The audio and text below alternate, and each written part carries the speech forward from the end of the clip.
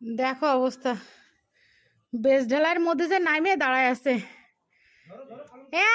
এদিক কাদা ধরিস না, সামনের দিকে এদিকে আসো, দাও তোমার মায়ের কাহিনী, এদিকে আসো, এ ঝাড়ু যেদিক সেদিকে আসো।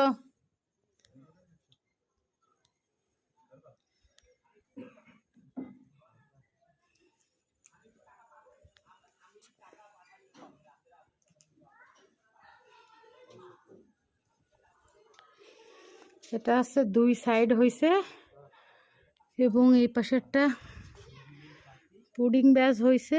এখন অ্যানাদার ওই মই এখানে আরও একটা ক্যানেল হবে, যেহেতু মাটি অনেক উঠছে। উপরে উঠবি তুই, তোরা আজকে ওই জায়গায় রেখে দেবো, ঝামেলা করিস না। ওদের হাতে ফর্মা রেখে নিক, তারপর তোমার উঠাই দিবে নেবো, ওই আঙ্কেলের হাতে ফর্মা।